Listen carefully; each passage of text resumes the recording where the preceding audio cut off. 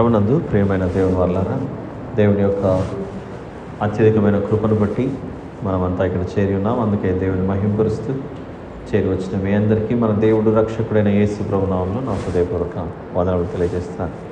ప్రార్థన చేసుకుని ఆయన సహాయం చేత మనం వర్తమానంలోనికి ప్రవేశిద్దాం. ప్రార్థన. మహాపరిశుద్ధుడైన మా ప్రియ పరలోకపు తండ్రి, మీకే స్తోత్రములు నాయన. నా తండ్రి,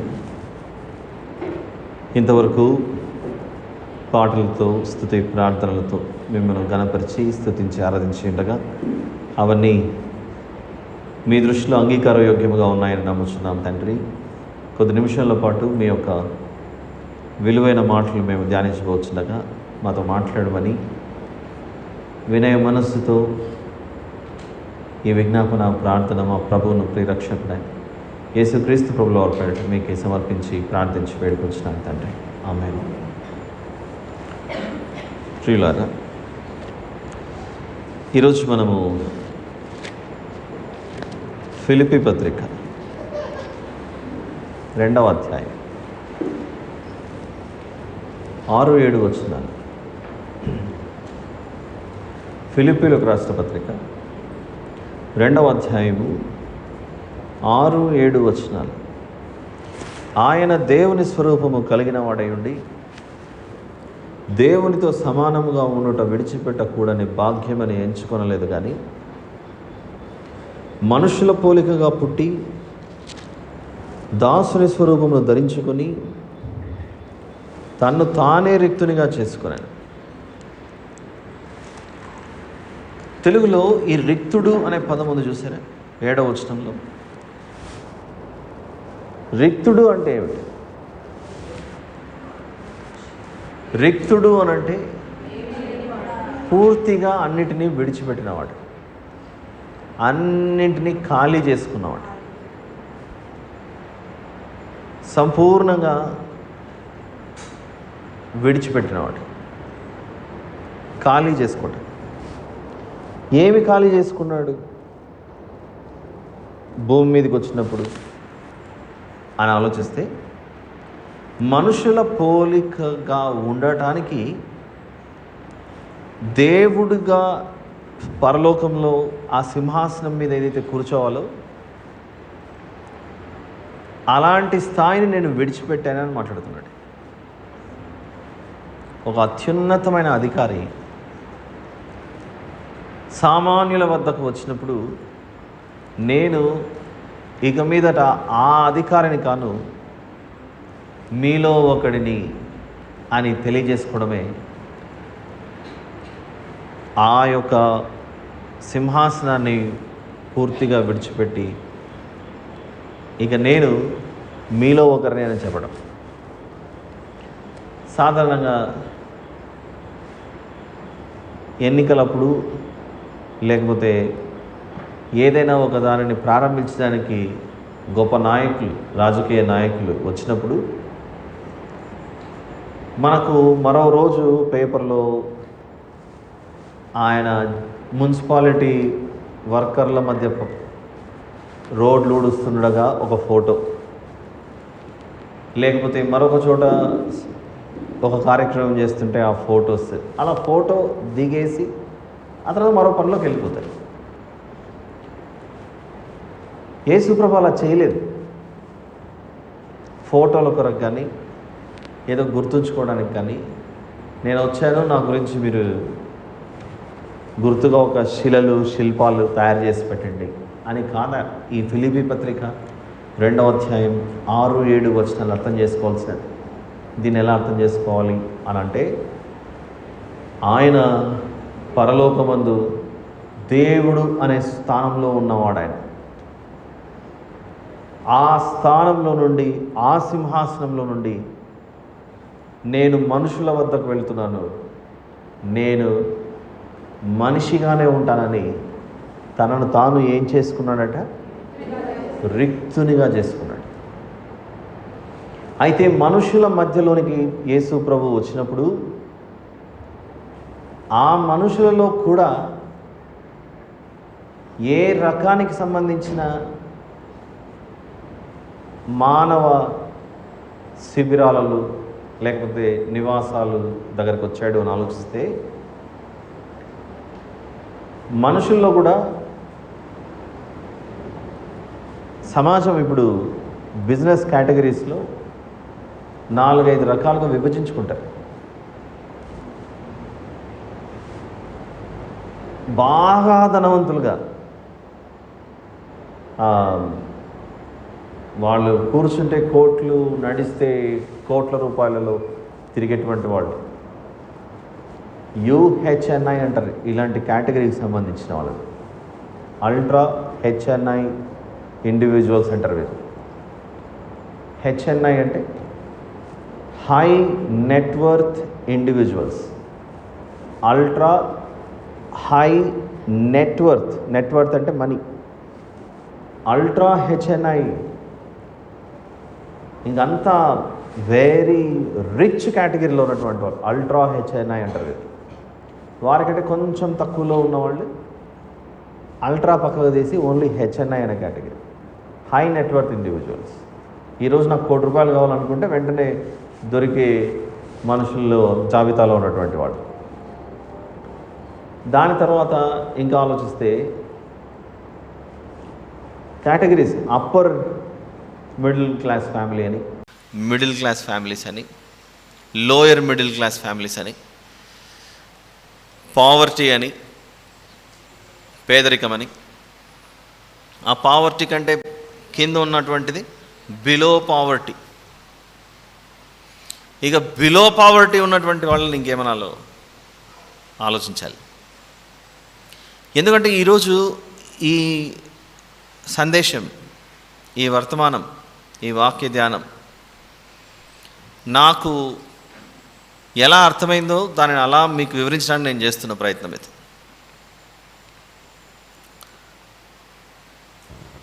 రాత్రి 1 గంటకు ఆలోచిస్తున్నాను, ఈరోజు వాక్యం చెప్పాలి, 2 చోట్ల చెప్పాలి, ఏం చెప్పాలి. ఎందుకంటే అంతకు ముందుగానే నిన్న రాత్రి మరొక చోట ప్రేయర్ మీటింగ్ పూర్తి చేసుకుని ఇంటికి చేరుకునేసరికి 12 దాటి వెళ్ళిపోయింది.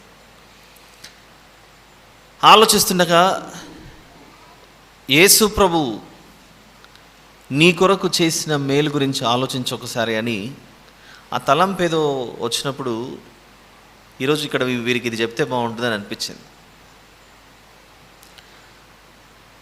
దేవుని స్వరూపముతో పరలోక సింహాసనం మీద ఆసీనుడై ఉన్న ఆ మహారాజు, రాజులకు రాజు, ప్రభులకు ప్రభు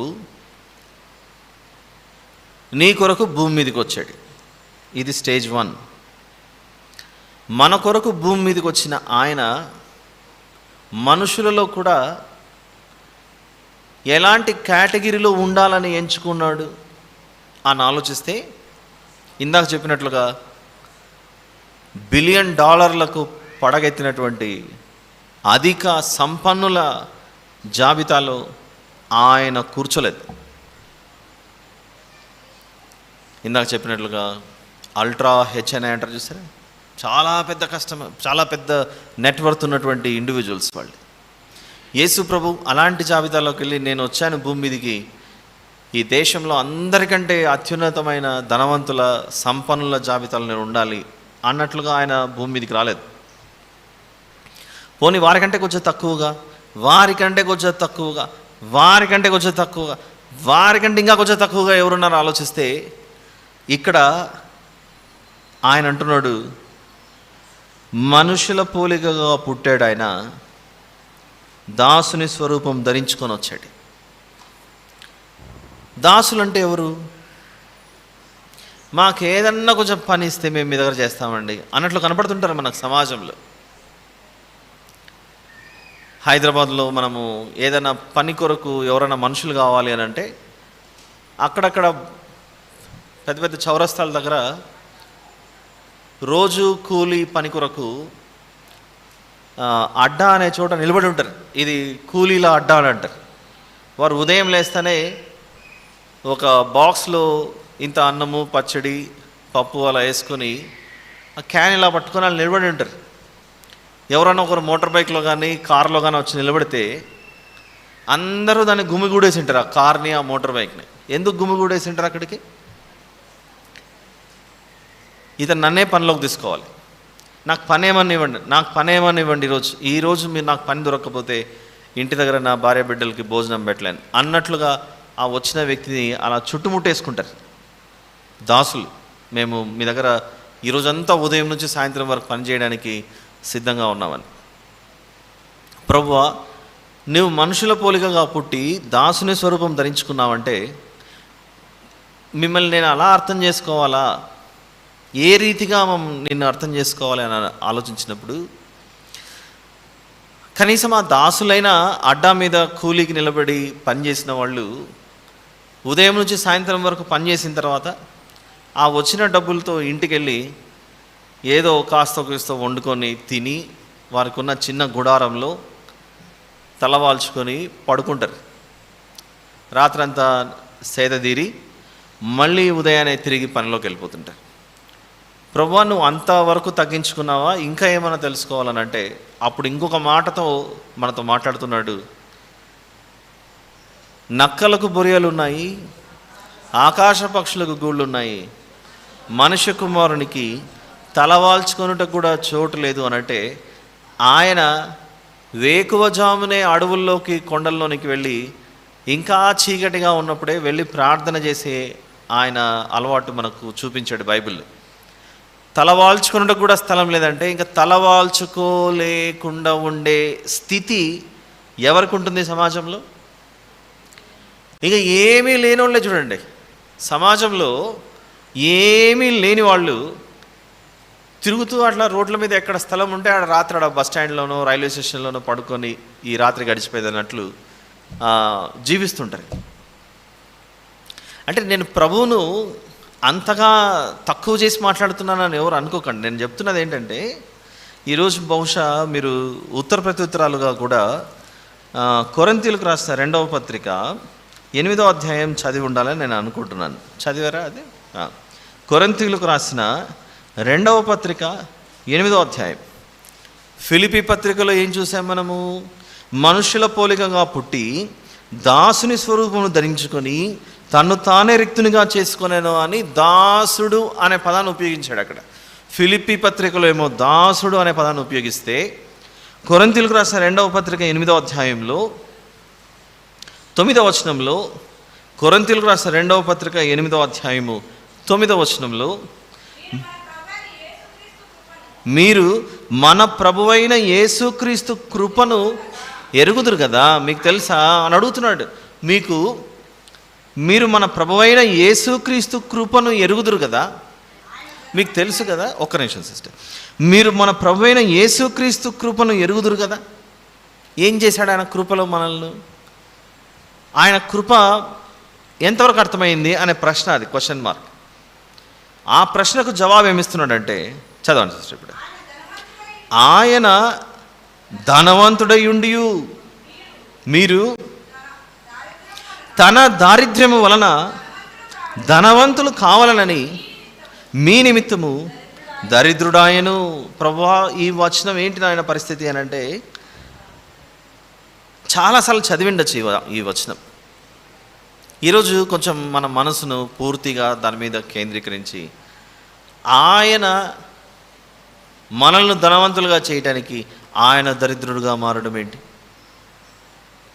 మీ నిమిత్తము, అక్కడ చూడండి, ఆయన ధనవంతుడై ఉండి మీరు తన దారిద్ర్యం వలన ధనవంతులు కావాలని మీ నిమిత్తము దరిద్రుడాయన. వాస్తవానికి అసలైన దరిద్రులు ఎవరు అని ఆలోచిస్తే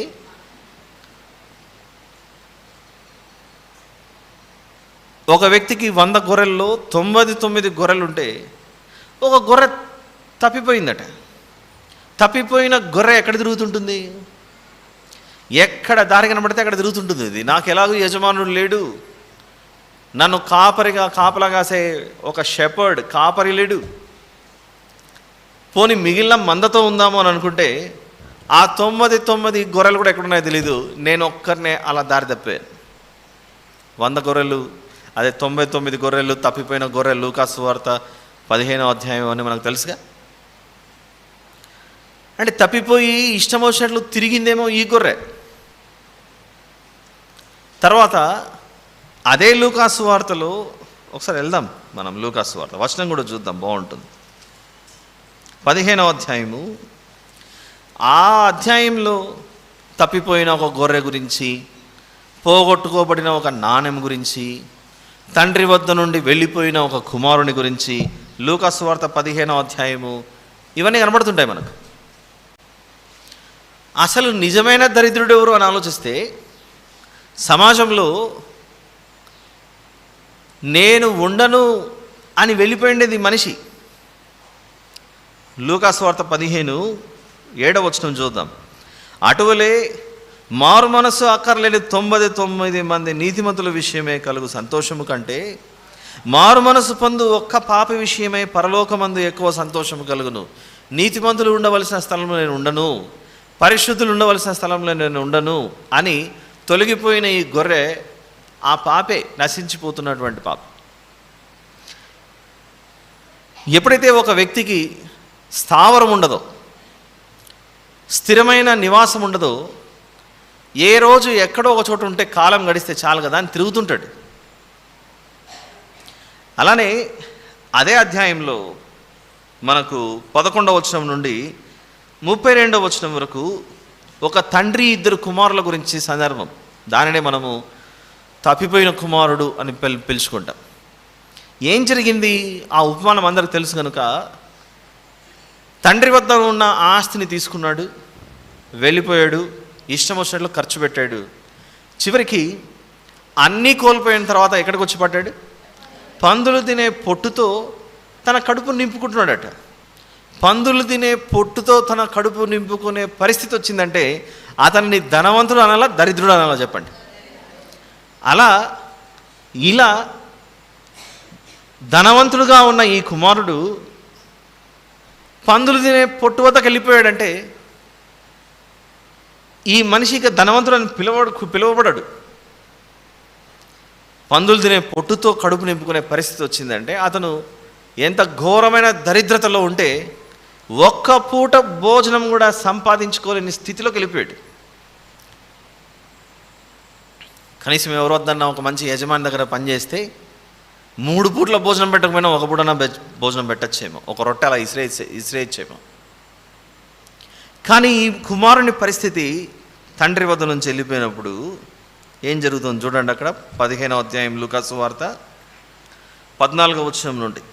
అదంతయు ఖర్చు చేసిన తర్వాత ఆ దేశమందు గొప్ప కరువు రాగా వాడు ఇబ్బంది పడసాగి వెళ్ళి ఆ దేశస్థులలో ఒకరి చెంత చేరను. అతడు పందులను మేపుటకు తన పొలములలోనికి వారిని పంపెను. వాడు పందులు తిను పొట్టుతో తన కడుపు నింపుకొని ఆశపడను కానీ ఎవడును వానికి ఏమీ ఇయ్యలేదు. ఎవడు ఇవ్వదలుచుకోలేదట.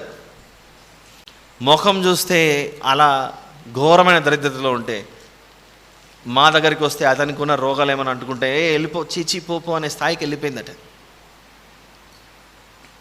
లూకాసు వార్త 15వ అధ్యాయము ఈ 11 నుండి 32 వరకు ఉన్న ఈ ఉపమానం, ఈ కుమారుని పరిస్థితి. 12వ వచనం చూడండి. వారిలో చిన్నవాడు తండ్రి ఆస్తిలో నాకు వచ్చు భాగమిమ్మని తన తండ్రిని అడుగగా అతడు వారికి తన ఆస్తిని పంచిపెట్టెను.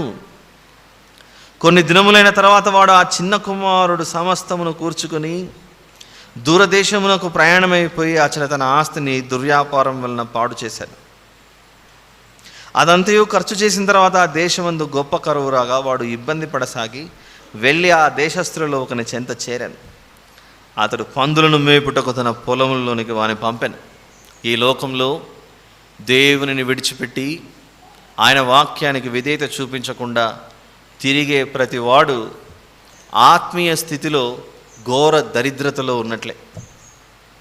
ఎందుకంటే ఈ లోకంలో ఉన్న అన్నీ అనుభవిస్తూ 3 పూట్ల అవసరమైన శ్రేష్టమైన పదార్థాలు స్వీకరిస్తూ అవసరమైనవన్నీ పొందుకుంటున్నా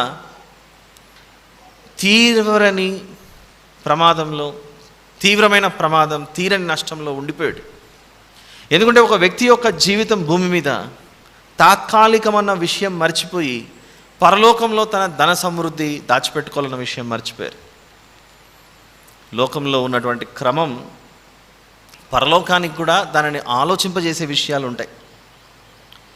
ఉద్యోగాలు చేసేవాళ్ళు, వ్యాపారాలు చేసేవాళ్ళు నాకు వృద్ధాప్యం వచ్చిన తర్వాత నేను రిటైర్ అయిపోయిన తర్వాత నా బ్రతుకేంటి, నా పిల్లలు నన్ను చూసుకోకపోతే?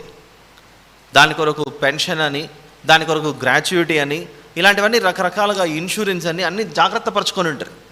నా వృద్ధాప్యమందు నా బిడ్డలు కానీ, లేదా వాళ్ళు చూసుకోకపోయినా కనీసం నా ఖర్చుల కన్నా ఏదైనా ఉండాలి కదా అని పెన్షన్ కొరకు ఆధారపడుతూ కొంచెం సేవ్ చేసుకుంటూ పోతుంటా. తాత్కాలికమైన భూమి మీద నివసించడానికి మనం ఇన్ని జాగ్రత్తలు తీసుకుంటాం. నా భవిష్యత్తు ఏంటి, నా భవిష్యత్తు ఏంటి, నా భవిష్యత్తు ఏంటి అని. ఓ మనిషి ఓ వివేకి అని అనిపించుకోవాలి దేవునితో, కానీ ఓ అవివేకి అని అనిపించుకోకూడదు. వివేకి అని అనిపించుకుంటే మంచిది, కానీ ఓ అవివేకి అని అనిపించుకోకూడదు. ఒకప్పుడు కొరింథీ సంఘం అలానే అనిపించుకుంది పౌలు గారి చేత. అవివేకులారా, చూద్దాం అన్నమాట. కొరింథీయులకు రాసిన మొదటి పత్రిక 15. వివేకి అవివేకి అంటే అర్థం ఏంటి? నేను సమాజంలో కొందరి అబ్బాయిల పేర్లు విన్నాను. వివేక్ అనే పేరు వినపడింది, కానీ అవివేక్ అనే పేరు అయితే వినపడలేదు. వివేక్ అని కనపడదు. నువ్వు వివేకిగా ఉంటేనే ఇష్టం, అవివేక్ అని ఉంటే మాత్రం అది వేస్ట్, ప్రయోజనం లేదు. అది కొరింథీయులకు రాసిన మొదటి పత్రిక 15వ అధ్యాయము 36వ వచనంలో కొరింథీయులను పౌలు గారు ఓ అవివేకి అంటున్నాడు. ఓ అవివేకి అంటే అర్థం ఏంటి? మీరు ఆలోచించలేకపోతున్నారు. ఏమిటి ఆలోచన? తాత్కాలికమైన లోకంలో ఉండటానికే మనం ఇన్ని జాగ్రత్తలు తీసుకుంటున్నాం కదా. నా భవిష్యత్తు ఏంటని. ఆత్మ నివసించబోయే పరలోకం అనేది ఒకటి ఉంది. అక్కడ నివసించడానికి నువ్వు ఎన్ని జాగ్రత్తలు తీసుకుంటున్నావు? Do you have your retirement fund saved there? నీ యొక్క రిటైర్మెంట్ ఫండ్ పరలోకంలో సేవ్ అయి ఉందా? ఏమిటి రిటైర్మెంట్ ఫండ్ పరలోకంలో సేవ్ అవ్వడం అంటే? నీ ఆత్మను ప్రభువుకు అప్పచెప్పడమే. చూద్దాం అన్నమాట.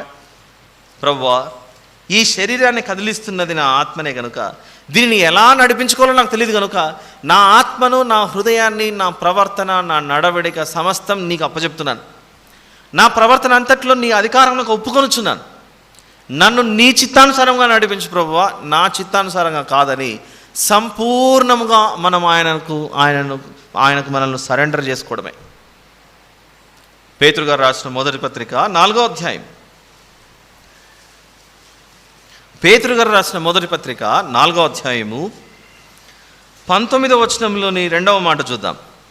పేతురు గారు రాసిన మొదటి పత్రిక 4వ అధ్యాయము 19వ వచనంలోని 2వ మాట. నమ్మకమైన సృష్టికర్తకు తమ ఆత్మలను అప్పగించుకోవాలను. నమ్మకమైన సృష్టికర్తకు తమ ఆత్మలను అప్పగించుకోవాలి. ఈ కుమారుడు లూకా సువార్తలో తన ఆత్మను, తన భవిష్యత్తును దేనికి అప్పచెప్పాడు? లోకానికి అప్పచెప్పాడు. లోకం ఏం చేసింది? కుమారుని యొక్క ధనమంతా తినేసింది. ఈ కుమారుణ్ణి ఈ లోకం దరిద్రుని చేసింది. లూకా సువార్త 15వ అధ్యాయంలో తండ్రి వద్ద ఆస్తిని తీసుకొని వెళ్ళిపోయాడే ఆ చిన్న కుమారుడు. ఏం జరిగింది ఆ కుమారుని జీవితంలో? ధనవంతుడుగా ఉన్న ఆ కుమారుడు ఏమైపోయాడంటే తండ్రి వద్ద ఉండకూడదని నిర్ణయించుకొని ఆయన ఇచ్చినవన్నీ పొందుకొని తీసుకెళ్ళి ప్రపంచానికి, లోకానికి ఇచ్చేశాడు. లోకం దాన్ని అంతా పూర్తిగా స్వీకరించి ఈ కుమారుని జోబులు ఖాళీ చేసేసింది. ధనవంతుడై ఉండవలసిన ఈ కుమారుడు ఏమైపోయాడు? దారిద్రుడైపోయాడు. అలా ఈ తండ్రి కుమారుని యొక్క ఉపమానం చెబుతూ దేవునికి దూరంగా నివసించే ఏ మనిషి అయినా, దేవునికి దూరంగా నేను జీవించాలని నిర్ణయించుకున్న ఏ ఆత్మ అయినా కూడా నశించిపోయే ఆత్మే, ఘోర దరిద్రతలో ఉన్న ఆత్మనే. ఇలాంటి దారిద్ర్యంలో ఉన్న మనలను యేసు ప్రభు ఏం చేశాడంటే లూకా సువార్త 19వ అధ్యాయము 10వ వచనం.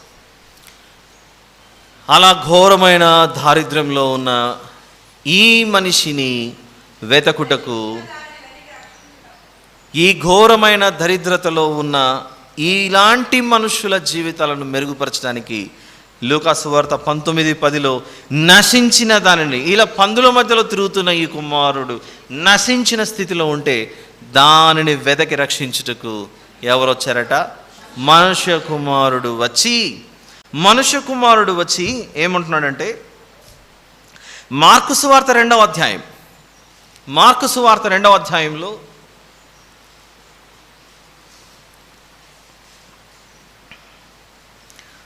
13 నుండి 17 వచనం వరకు ఎక్కువ ఉంది, నేను చదువుతాను, దయచేసి చూడండి. మార్కు సువార్త 2వ అధ్యాయం 13 నుండి 17 వరకు. ఆయన సముద్ర తీరమున మరలా నడిచిపోవచ్చుండదు. జనులందరూ ఆయన యుద్ధకు రాగా ఆయన వారికి బోధించెను. ఆయన మార్గమున వెళ్ళుచు సుంకపు మెట్టునొద్ద కూర్చున్న అల్ఫయి కుమారుడకు లేవిని చూచి, నన్ను వెంబడించుమని అతనితో చెప్పగా అతను లేచి ఆయనను వెంబడించాను. అతని ఇంట ఆయన భోజనంలో కూర్చుండి ఉండగా సుంకరులను ఎవరెవరు వచ్చారు? లేవి గారి ఇంటి వద్ద ప్రభువు భోజనానికి కూర్చున్నప్పుడు సుంకరులు వచ్చారు, పాపులు వచ్చారు, అనేకులు యేసు ప్రభువుతో కూర్చుని ఉండగా ఇట్టివారు అనేకులు ఉన్నారట ఆయన చుట్టూ. వారు ఆయన వెంబడించడం ప్రారంభించారట. ఏం జరుగుతుంది ఇక్కడ? సుంకరులు, పాపులు దేవుని దృష్టిలో వీళ్ళందరూ నశించిపోతున్నవారు. ఇలాంటి నశించిపోతున్న వారి మధ్యలోనికి ఆయన వచ్చాడు. ఆయనను గుర్తుపట్టారు, మేము ఈయనను వెంబడిస్తే మాకు మేలని వీళ్ళు వెంబడిస్తున్నారు. అప్పుడు 16వ వచనంలో పరిసయ్యులలోనున్న శాస్త్రులు ఆయన సుంకరులతోనూ పాపులతోనూ భుజించుట చూచి ఆయన సుంకరులతోనూ పాపులతోనూ కలిసి భోజనం చేయుచున్నాడు ఏమని ఆయన శిష్యులను అడగగా యేసు ఆ మాట విని, రోగులకే కానీ ఆరోగ్యం గల వారికి వైద్యుడు అక్కర్లేదు, నేను పాపులనే పిలువవచ్చుదని కానీ నీతిమంతులను పిలువ రాలేదని వారితో చెప్పాను. అంటే ఇలాంటి మిక్కిలి దరిద్రత అనుభవిస్తున్నటువంటి ఈ ప్రజల మధ్యలోనికి ఆయన దైవ స్వరూపము, దేవునిగా ఉండవలసినటువంటి ఆయన ఆ సింహాసనాన్ని విడిచిపెట్టి మనుషుల మధ్యలోనికి ఎలా వచ్చాడు? ఈ దరిద్రుల మధ్యలోనికి ఆయన దిగి వచ్చి వీరిని ధనవంతులుగా చేయటానికి ఆయన దరిద్రుడిగా మారిపోయాడు. ఇప్పుడు నాకున్నదంతా మీకు ఇచ్చేస్తున్నాను, మీరు తీసుకోండి అన్నాడు అనుకోండి, ఎవరు ఖాళీ అయిపోతారు? ఇప్పుడు అక్కడ ఇచ్చినోడు ఖాళీ అయిపోతాడు, పొందుకున్నవాడు గొప్పవాడు అవుతాడు. ఇది మనకు అర్థమైతే మిమ్మును ధనవంతులుగా చేయటానికి ఆయన ఎంతవరకు తగ్గించుకొని తనను తాను రిక్తునిగా చేసుకున్నాడో ఆలోచించండి ఒకసారి అంటున్నాడు. అక్కడ దేశదిమ్మరులుగా తిరిగాం మనం. నేనెప్పుడు తిరిగానండి అంత మాట అంటారని మీరు అనుకోకండి. పరలోక దేశం అంటే ఆలోచన లేకుండా తిరిగినప్పుడు దేశదిమ్మరులం గామా చెప్పండి. పరలోక దేశం అనేది ఒకటి ఉంది. మన పౌరస్థితి పరలోకమందు ఉన్నది. నేను పరలోక పౌరుణ్ణి అన్న విషయం మర్చిపోయి నేను భూలోకమైన శాశ్వతమైన లోకమని జీవించుచున్న ప్రతి ఒక్కరూ దేవుని దృష్టిలో దేశదిమ్మరులమే. ప్రియులారా, మీకు ఒక విషయం చెప్తాను. మొన్నటి వరకు గత 40 రోజులు దాదాపుగా మనము మోషే గారి గురించి, ఇశ్రాయేలు గురించి చాలా విన్నాం. మోషే గారి జీవితం, ఆయన జీవించిన కాలంలో ఒక మాట చెప్పాడు, నేను వెళ్ళిపోయిన తర్వాత నాలాంటి ప్రవక్త మీ వద్దలోకి రాబోతున్నాడు, నా వంటి ప్రవక్త మీలోనికి రాబోతున్నాడు. ఎక్కడ రాయబడింది ఆ మాట? గుర్తుందా ఎవరికైనా? ద్వితీయోపదేశకాండం. మీరు వచనాలు చెప్పకపోతే నేను చాలా బాధపడుతుంటాను తెలుసా. ఎన్నాళ్ళు నేను ఇంకా వీళ్ళకి చెప్పిండేదే మళ్ళీ చెప్తున్నానని బాధ అనిపిస్తుంది. ద్వితీయోపదేశకాండం 18 వచనం అనగానే మీరు ఎత్తుకోవాలి, అలా ఉండాలి ఈ సంఘం. బిడ్డ శాశ్వత కాలం పాలు తాగే బిడ్డగా ఉండకూడదు, మూలిగలు నమలాలి. మీరు ఆ స్థాయికి రావాలి. సరే బ్రదర్, మీరు అన్నారుగా మీ ముందరే వచ్చి కూర్చొని తింటాం చూడండి అని ఆ మూలిగలు తీసుకురాకండి. నేను అంటున్నది నాయన వాక్యం విషయంలో ఇంకా నేను ఇంత చెప్పినా, ఎన్ని సంవత్సరాలు చెప్తున్నా, ఈ ద్వితీయోపదేశకాండము, ఈ వచనాలు ఎప్పుడు రిపీట్ చేసే వచనాలే. మీరే నాకు చెప్పాలి, అయ్యా మీరు తప్పు చెప్తున్నారు, రెఫరెన్స్ చూసుకోండి అని. ఆ లెవెల్కి రావాలన్న ఆశ.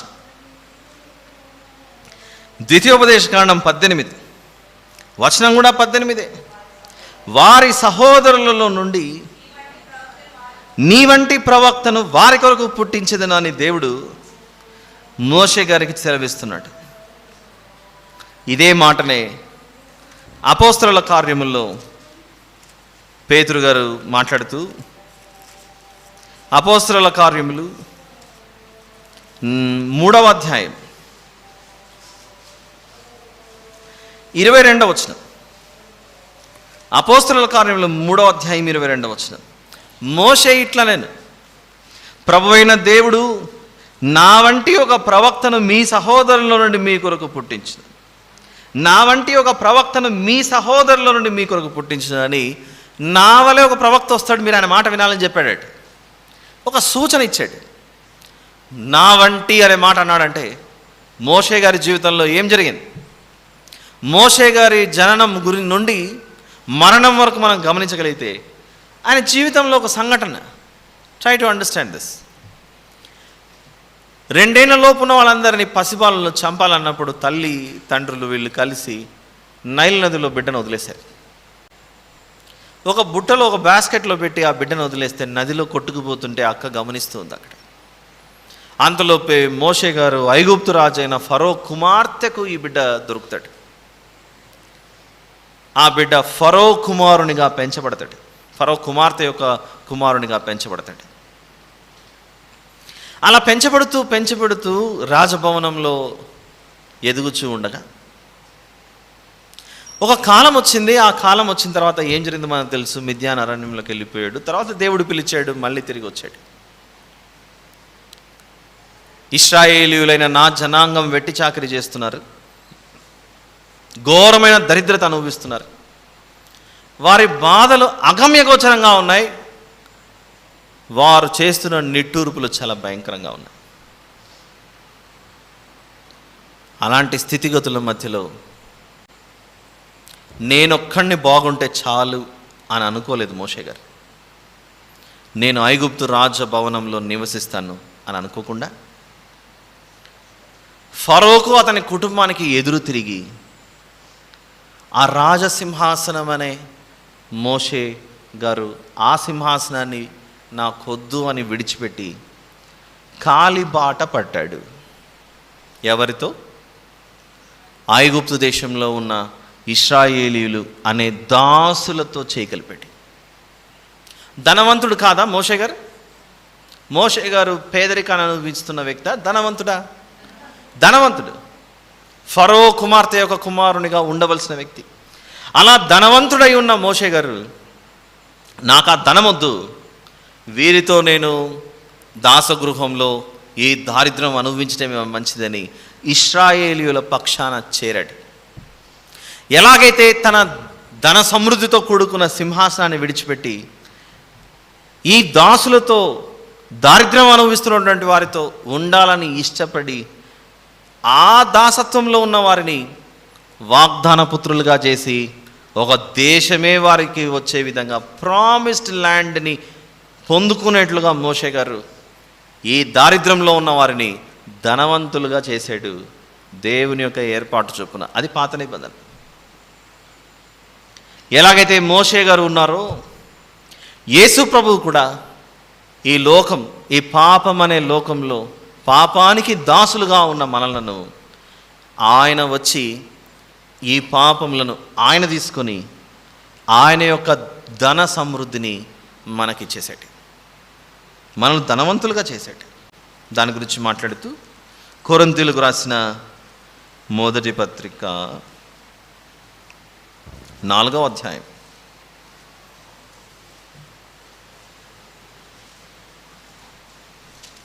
కొరింథీయులకు రాసిన మొదటి పత్రిక 4వ అధ్యాయం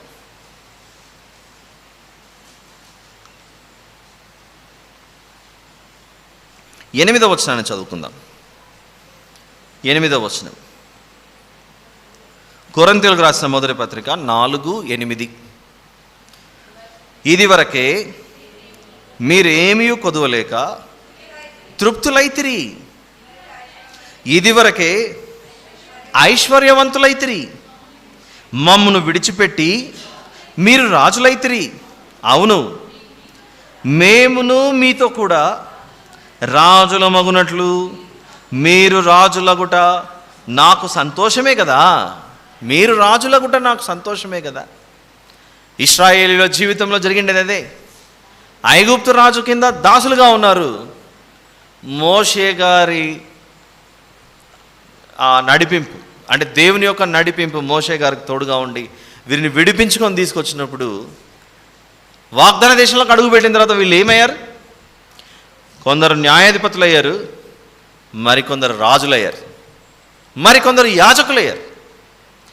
దాసగృహంలో నుండి దేవుడు వారిని విడిపించి ఇశ్రాయేలీయులను ఏ రీతిగా మార్చాడంటే రాజులైన యాజక సమూహంగా మార్చాడు. వాగ్దాన దేశం ప్రామిస్ ల్యాండ్లో కనాను భూభాగంలోకి తీసుకొని వచ్చి, ఎలాగైతే దాసులు రాజులైన యాజక సమూహంగా మారారో పాత నిబంధనలో, భూమి మీద యేసు ప్రభు తన సువార్త ద్వారా, తన శిలువ త్యాగం ద్వారా ఆయనేమో కోల్పోయాడు సమస్తం భూమి మీద. ఆయన కృపచేత మనమేమైపోయామంటే మిక్కిలి ఐశ్వర్యవంతులమే, మిక్కిలి ఐశ్వర్యవంతులం. ఇదే పత్రిక 1వ అధ్యాయం చూద్దాం. కొరింథీయులకు రాసిన మొదటి పత్రిక 1వ అధ్యాయం. ఏంటండి ఐశ్వర్యం ఐశ్వర్యం అంటున్నారు, మాకు ఇంటికి పోతే ఇంట్లో ₹1 కూడా లేదు అని అనుకోవచ్చు. ఒకప్పుడు లాజరు గారి పరిస్థితి అంతే, ధనవంతుడు లాజరు గారి పరిస్థితి. భూమి మీద తీసి పెట్టండి కొరింథీ మొదటి పత్రిక 1వ అధ్యాయం. వర్షం చెప్పలేదు. ఒకప్పుడు నేను చాలా ధనవంతుడిని అని అనుకున్నాడు ధనవంతుడు. లాజరు గారేమో మిక్కిలి దరిద్రత అనుభవించారు, ఏమీ లేని స్థితిలో ఉన్నాడు. అయితే దేవుని మీద విశ్వాసం ఉంచడం చేత భూమి మీద ఎంత కడు పేదరికంలో ఉన్నా భూమిని విడిచిన తర్వాత ఘోర దరిద్రునిగా ధనవంతుడైపోయాడు. మిక్కిలి ధనవంతుడుగా భూమి మీద ఉన్న లాజరు అనే దరిద్రుడయ్యాడు. ఆలోచించండి ఈ విషయాలు. అందుకే ప్రియులారా, ఒక పాట కూడా పాడుకుంటాం మనం, ఏమున్నా లేకున్నా యేసు ఉంటే నాకు చాలని. ఆ యేసు లేకపోతే, యేసు ప్రభు లేకపోతే అన్నీ సున్నా అనే ఒక పాట కూడా ఉంది. నేను మర్చిపోయాను, ఎగ్జాక్ట్ లిరిక్స్ గుర్తులేవు నాకు. కొరింథీయులకు రాసిన మొదటి పత్రిక 1వ అధ్యాయము 4 నుండి చూడండి కొన్ని వచనాలు. క్రీస్తు యేసునందు మీకు అనుగ్రహింపబడిన దేవుని కృపను చూచి మీ విషయమై నా దేవునికి ఎల్లప్పుడూ కృతజ్ఞతాస్తుతులు చెల్లించుచున్నాను. క్రీస్తును గూర్చిన సాక్ష్యము మీలో స్థిరపరచబడినందున ఆయన యందు మీరు ప్రతి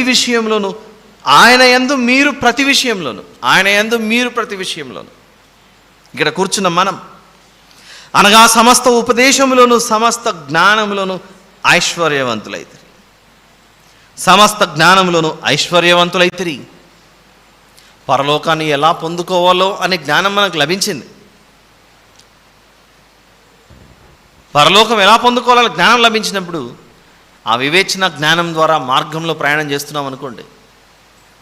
ఆ మార్గంలో ప్రయాణం చేస్తూ చేస్తూ చేరుకోవాల్సిన గమ్యస్థానానికి చేరుకొని ఆ పరలోకంలో ప్రవేశించినప్పుడు ఇక మనం దరిద్రులుగా ఉండే అవకాశమే లేదు. పరలోకంలో ప్రవేశింపకముందే భూమి మీద ఉండగానే ప్రభువును పొందుకున్నామంటే సృష్టికర్తను పొందుకున్నట్లే. ఎప్పుడైతే సృష్టికర్తనే మనతో ఉన్నాడు అనుకోండి, మనకేం తక్కువ? నాకు ఇది లేదు అది లేదు అని దుఃఖపడటం కంటే నన్ను ధనవంతునిగా చేయడానికి నా ప్రభు లోకమందు దాసునిగా మరియు దరిద్రునిగా మారిపోయాడు. దాని గురించి ఈరోజు ఈ వాక్యం మనతో మాట్లాడుతూ, నాయన ఇశ్రాయేలీయులను ధనవంతులుగా చేయడానికి మోషే సింహాసనం దిగి రాలేదా? ఆలోచించండి ఒకసారి. మనిషే ఒక భూమి మీద ధనం వద్దు, వీరిని ధనవంతులుగా చేయాలనే పాత నిబంధనలో ఒక పోలిక, ఒక సూచన కనబడుతుంది. మనిషి ఇంత త్యాగం చేసినప్పుడు నేను ఇంకెంత త్యాగం చేయాలని ఆయన దేవుని స్వరూపము కలిగి పరలోకంలో ఉండగా దానికంటే నేను మనిషిగా జన్మించి వీరిని ధనవంతులుగా చేయటం నాకు ముఖ్యమని ఆయన ఆ రూపం అలా మార్చుకొని దిగాడు కిందికి. మొత్తం రివర్స్ అయిపోయింది చూడండి. ఏమీ లేనివాడుగా ఒంటరి వాడై ఒకే ఒక్కడు ఒక వ్యక్తి పొలము దున్నుతుంటే ఎలాగైతే గడ్డలు అలా మట్టి పెళ్ళలు లేస్తూ వస్తుంటాయో పొలంలో, బైబిల్ అర్థం చేసుకోవడానికి వ్యవసాయం చేస్తున్న వ్యక్తి దగ్గరికి వెళ్ళి అన్ని స్టేజెస్, అన్ని దశలు అక్కడికి వెళ్ళి ఆ పొలం దగ్గర జరిగే పనులు చూస్తుంటే దేవుడు నీ కొరకు నా కొరకు ఏం చేశాడో చాలా చక్కగా అర్థమవుతుంటుంది. పొలము దున్నుతుంటే నా కొరకు ఆయన యొక్క వీపు దున్నబడిందిగా కొరడా దెబ్బలతో. ఆయన కార్చిన రక్తమే నాకు వాక్యంగా మారి నాలోకి విత్తనం వేసిందిగా. ఆ విత్తనం ఈరోజు ఫలించింది, నన్ను ఆయన పునరుత్థానంలో ఒక భాగం చేసింది అనే సంతృప్తి కలుగుతూ ఉంటుంది. ఈరోజు ఒక మాట చూపిస్తాను. లోకమంతా విడిచిపెట్టిందట దావీదు గారిని. ఒకసారి సమూయేలు మొదటి గ్రంథం 30వ అధ్యాయం, సమూయేలు మొదటి గ్రంథము 30వ అధ్యాయంలో 6వ వచనంలో, దావీదు మిక్కిలి దుఃఖపడను. సమూయేలు మొదటి గ్రంథము 30వ అధ్యాయం 250 పేజ్ నంబర్. చదవండి సిస్టర్. దావీదు మిక్కిలి దుఃఖపడను మరియు తమ తమ కుమారులను బట్టి కుమార్తెలను బట్టి జనులకందరికీ ప్రాణము విసికినందున రాళ్ళు రువ్వి దావీదును చంపుదము రండని వారు చెప్పుకొనగా, దావీదు తన దేవుడైన యెహోవాను బట్టి ధైర్యము తెచ్చుకున్నాడట. చుట్టూ ఒంటరివాడైపోయాడు. అలా ఒంటరివాడైన ఆ స్థితిలో ఎవరిని బట్టి ధైర్యం తెచ్చుకున్నాడంటే దేవుని బట్టి ధైర్యం తెచ్చుకున్నాడట. శిలువ మీద యేసు ప్రభు ఒంటరివాడై ఆ రోజు తన చేత అన్ని మేలులు పొందుకున్నవారు ఒక్కరు కూడా అడ్డుకోలేదు. ఆయనను సిలువ వేయుడు అని కేకలు వేశారే కానీ వేయకండి, ఆయన కొట్టకండి, చంపకండి అని అడ్డుపడిన వాళ్ళు ఒక్కరు కనపడలేదు. ప్రియులారా, ప్రభుతో నీ సహవాసం ఈరోజు మనల్ని ఆలోచింపజేయాలి.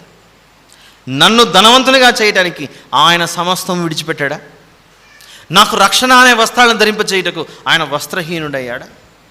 నాకు జీవ కిరీటం ఇవ్వడానికి ఆయన ముళ్ళ కిరీటం పెట్టుకున్నాడా? ఏమిటి త్యాగం? నాకు పరలోకం అనే వాగ్దాన దేశం ఇవ్వడానికి తాత్కాలికమైన భూలోక దేశానికి ఆయన అడుగుపెట్టాడా? అక్కడికి ఎలా వెళ్ళాలో నాకు తెలియదు కనుక ఆయన మార్గం చూపించడానికి దిగి వచ్చాడా? దేవుడే నా కొరకు నరుడుగా మారాడా? నేను ఏ రీతిగా మారుతున్నాను? ఆయన కొరకు నేను ఏమి ఇవ్వగలుగుతున్నాను? ప్రభువా నాకు ఇది చెయ్యి, అది చెయ్యి, అది అని అడగటమే సరిపోయిందా మన విజ్ఞాపన? నీ చేతిలో నేను ఒక పాత్రనైతే నన్ను ఏ రీతిగా వాడుకుంటావో నన్ను ఆ రీతిగా వాడుకో ప్రభువా. మన ఇంట్లో చాలా రకాల పాత్రలు ఉంటాయి. ఒకే గిన్నెలో ఒకరోజు ఒకదానికి వాడుకుంటాం, అదే గిన్నెను మరొక దానికి వాడతాం, మరొక దానికి ఇంకొక దానికి అలా వాడతాం. ఒక్క పాత్రను అన్ని వేరు అవసరాల కొరకు మనం ఎలాగైతే వాడుతున్నామో, ప్రభువా నేను కూడా నీ చేతిలో చెక్కబడిన నీ బిడ్డను కదా, నీ చేతిలో నేను ఒక పాత్రనైతే నన్ను ఏ రీతిగా నువ్వు వాడుకుంటావో ఉపయోగించుకో ప్రభువా. నా జీవితాన్ని నాకు ఇష్టమైనట్లుగా నేను ఉపయోగించుకుంటే పొరపాట్లు జరిగి నీకు దూరం అయిపోతానేమో. అదే నీ చిత్తానుసారంగా నన్ను ఉపయోగించుకో ప్రభువా అని మనం ఆయనకు అప్పచెప్పుకున్నాం అనుకోండి, మనకు ఆయన ద్వారా కలిగే ఆ మేలు, ఆ ప్రయోజనం, ఆ నడిపింపు ఎంతో గొప్పది. చిన్నపిల్లలకు రోడ్డు దాటడానికి రాదు కాబట్టి మనం చెయ్యి పట్టుకొని నడిపించి దాటుకొని తీసుకెళ్తాం. చెయ్యి వదిలేసామనుకోండి ఏమవుతుంది పరిస్థితి? ఏం చేయాలో తెలియదు, వాడు దిక్కువోచోడు పరిగెత్తుంటాడు. కోడి పిల్ల వాళ్ళ తల్లిని ఎలా కనుక్కోవాలో తెలియక ఇటు అటు పరిగెత్తుంటుంది. మన జీవితం కూడా అదే. ప్రభువా నేను నీ బిడ్డనైతే నేను ఎటు పోతానో తెలియదు. నా దేవా నా చెయ్యి విడువకు ప్రభువా, నన్ను పట్టుకో ప్రభువా అనగానే మనకు వెంటనే ఒక పాట గుర్తొచ్చేస్తున్నాడు, నీ చేతితో నన్ను పట్టుకో. పాట పాడి వెళ్ళిపోవడం కాదు ఇక్కడ, నేను నిజంగా మాట్లాడుతున్నాను. Let us surrender ourselves to God. మనమంతా ఆయన వారు, ఆయన అధికారానికి ఒప్పుకుందాం. నన్ను ధనవంతునిగా చేయటానికి నువ్వు ఇంతగా వదిలేసుకున్నావా? పరలోకంలో స్థానం ఇవ్వడానికి భూమి మీద తలవాల్చుకోవడానికి స్థలం కూడా తీసుకోలేదు. అలాంటి ప్రభువుకు మనం ఏమి ఇవ్వగలం? ఏమిస్తే ఆయన తృప్తి చెందుతాడు? ఆయన అడుగుచున్నదంతా మారిన మనసే. ఒక మాట చూద్దాం, ఇది ఒకటి చూసి ముగిస్తాను. 55 కీర్తన. ఇంతగా ప్రకటింపబడుతున్నా మారు మనస్సు లేకుండా నిర్లక్ష్యం చేస్తుంటే, మారిన వారు ఒకవేళ తప్పు ద్రోవ పడుతుంటే ఆయన అంటున్నాడు, పురాతన కాలం నుండి ఉన్నవాడని నేను. కీర్తనల గ్రంథము 55:19 పురాతన కాలము మొదలుకొని ఆసీనుడకు దేవుడు మారు మనస్సు లేని వారై తనకు భయపడని వారికి ఉత్తరమిచ్చును. ఆయన ఎన్నిసార్లు చెప్పినా మారు మనస్సు లేకుండా నిర్లక్ష్యం చేస్తున్న వారిని పిలుస్తాడట. నేను ఇప్పుడు నీకు ప్రశ్నలు వేస్తున్నాను, నాకు జవాబు చెప్పాను. నాకు ఉత్తరం చెప్పు నువ్వు, లేదా నేనే నీకు ఉత్తరం ఇస్తాను అంటున్నాడు ఆయన. మారు మనస్సు లేని వారైతే నాకు భయపడిన వారికి ఉత్తరం ఇచ్చును. పురాతన కాలం మొదలుకొని ఆసీనుడకు దేవుడు మారు మనస్సు లేని ప్రజలకు ఆయన వచ్చి మాట్లాడుకుందాంరా అని కూర్చుంటాడట. అలా ఆయన ఎదుట కూర్చొని మాట్లాడగలిగే సామర్థ్యం కానీ శక్తి కానీ ఎవరికి ఉంది చెప్పండి, ఆలోచించండి. నిజంగా ఆయన నమ్ముకున్న వాళ్ళు ధనవంతులు, ఈ లోకంలో కాదు, పరలోకంలో. ఈ లోకంలో ఉన్నది కూడా వదులుకోవాల్సిన పరిస్థితి వస్తుందేమో. అలా అని క్రైస్తవుల్లో ఎవరు అంటే ప్రభు నమ్ముకున్న వాళ్ళు గొప్పవారు లేరా అంటే ఉన్నారు. దావీదు గారు లేరా గొప్ప రాజు? సొలొమోను గారు లేరా గొప్ప రాజు? అబ్రహాం గారు లేరా దేవుని చేత ఆశీర్వదింపబడి విస్తారమైన పశు సంపద అన్ని ఆస్తులు కలిగిన వ్యక్తి? వాళ్ళు కూడా ఉన్నారు. అయినప్పటికీ దేవుడు ఈ స్థితిని చూపిస్తున్నాడు, ఆ స్థితిని చూపిస్తున్నాడు. మనం ఏ స్థితిలో ఉన్నా పరలోకమే నా గమ్యస్థానమని ఆ ప్రయాణం చేయటం ఉత్తమమైనది.